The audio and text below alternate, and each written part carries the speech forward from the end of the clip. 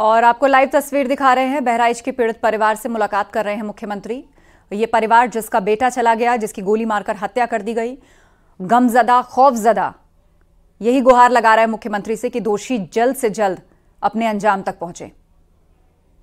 तो ये पूरा परिवार जिसकी आंख में आंसू हैं, जिसकी उम्मीद घर का लड़का, गोली मारकर जिसकी हत्या कर दी गई, सीएम आवास पर वो परिवार अब मुख्यमंत्री से न्याय की गुहार लगा रहा है। मुख्यमंत्री पीड़ित परिवार की बात सुन रहे हैं और उन्हें आश्वासन दे रहे हैं। इलाके के विधायक भी इस पीड़ित परिवार के साथ हैं और सीएम आवास पर इस वक्त की मुलाकात हो रही है। घर की महिलाएं हों या पुरुष हों, वो जिस उम्र के पड़ाव पर हैं, उस उम्र में एक उम्मीद होता है घर का युवा लड़का जो आगे चल के परिवार का सहारा बनता है, जिसकी जान चली गई, जिसको मौत के घाट उतार दिया गया गोली चलाकर। पीड़ित परिवार मुख्यमंत्री से मुलाकात कर रहा है और मुख्यमंत्री उनको आश्वासन दे रहे हैं। और आपको बता दें कि बहराइच की पूरी घटना पर सीएम की खुद नजर है और उन्होंने सभी अधिकारियों को निर्देशित कर रखा है, ना सिर्फ वहां कैंप करने के लिए बल्कि दोषियों को जल्द पकड़कर उन्हें उनके अंजाम तक पहुंचाने के लिए।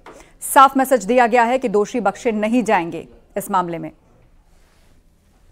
हालांकि बहराइच में हुई हिंसा पर राजनीति भी खूब हो रही है। सत्ता पक्ष और विपक्षी दल दोनों ही इसको सांप्रदायिकता से उपजी हुई हिंसा और वोट बैंक की राजनीति करार दे रहे हैं, एक दूसरे पर आरोप प्रत्यारोप लगा रहे हैं। लेकिन इस बीच ये वो परिवार है जिसका बेटा चला गया, इस हिंसा की भेंट चढ़ गया।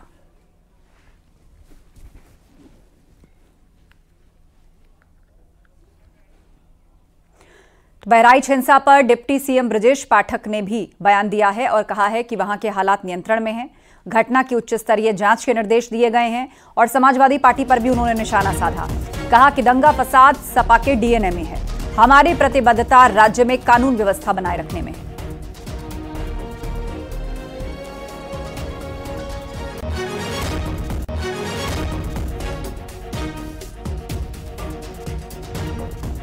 बहराइच में स्थिति पूरी तरह से नियंत्रण में है।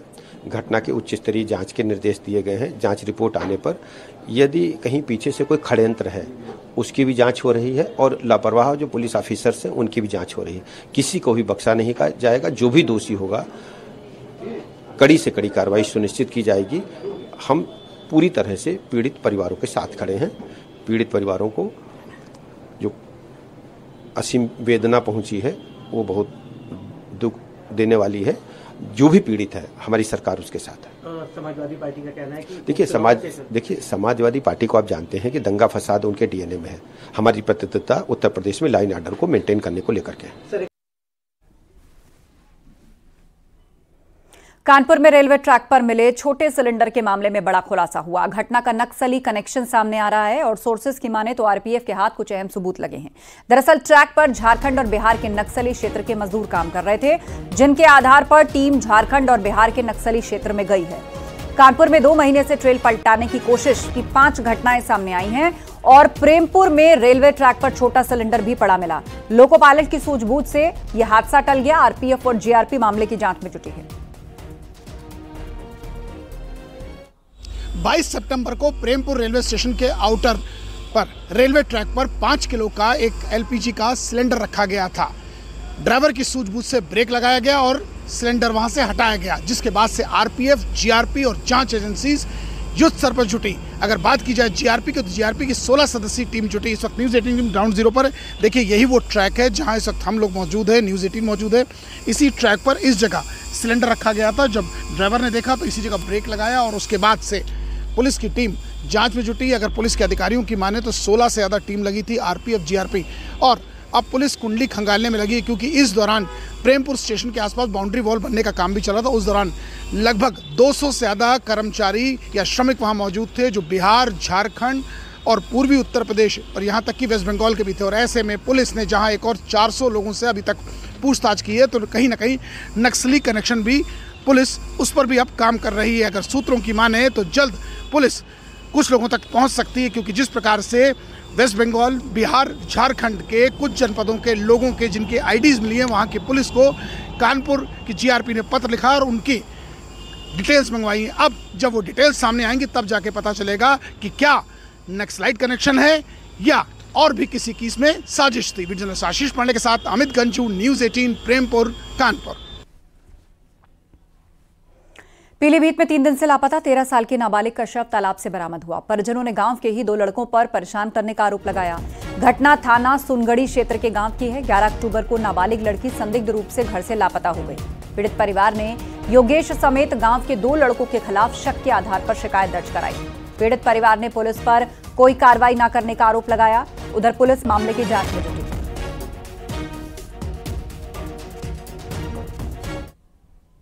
के समीप की तालाब में एक युवती का शव तैरता हुआ मिला है, जिसकी शिनाख्त उसकी पुत्री के रूप में हुई है।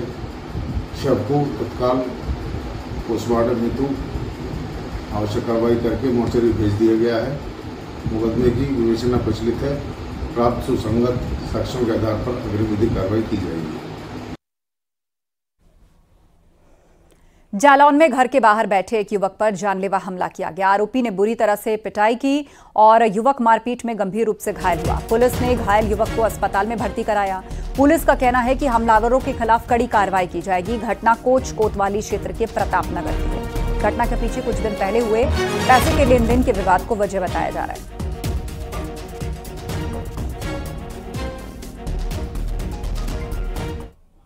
आज आ गए, बस पीछे से बैठे थे, तलवार से मेरे ऊपर क्या दिया, तलवार ये थे, 3-4 लोग थे, क्या दिया पीछे नहीं देखा हमने, बस तो दिक्कत हो गई। सब जानते हो क्यों लोग?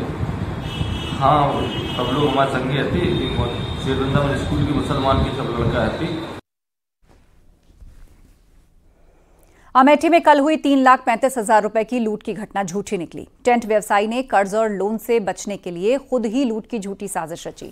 मौके पर पहुंची पुलिस टीम ने जब आसपास लगे सीसीटीवी कैमरों को खंगाला तो मामले की सच्चाई सामने आई। पूछताछ पर टेंट व्यवसायी ने बताया कि उस पर भारी कर्ज और लोन था, जिससे बचने के लिए लूट की झूठी कहानी गढ़ी गई। मामला मोहनगंज कोतवाली इलाके का है।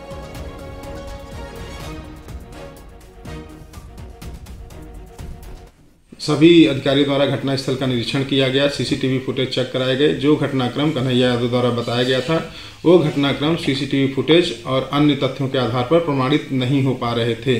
आगे की पूछताछ की गई, जिसमें कन्हैया यादव द्वारा बताया गया कि उनके ऊपर काफ़ी लोन था, उन्होंने कर्जे भी ले रखे थे और उसी से परेशान वो रहते थे और उसी के क्रम में उनके द्वारा यह झूठी घटना प्लांट की गई थी। और जो झोला उन्होंने ये बताया था कि वो झोला लुटेरे उनसे छीन करके भागे थे, तलाशी में वो झोला भी बरामद किया गया है। घटना के क्रम में अग्रिम वैधानिक कार्रवाई की जा रही है। पीएम मोदी 20 अक्टूबर को वाराणसी में इंडोर गेम के लिए तैयार सिगरा स्टेडियम का उद्घाटन करेंगे। करीब 14 एकड़ में बने इस स्टेडियम में सभी तरह के इंडोर और आउटडोर गेम्स का आयोजन हो सकेगा। सिगरा स्टेडियम में पीएम नरेंद्र मोदी पहले फेज का शुभारंभ इसी साल कर चुके हैं और अब दूसरे और तीसरे फेज का उद्घाटन पीएम करेंगे। सिगरा स्टेडियम आधुनिक सुविधा संसाधनों से लैस है।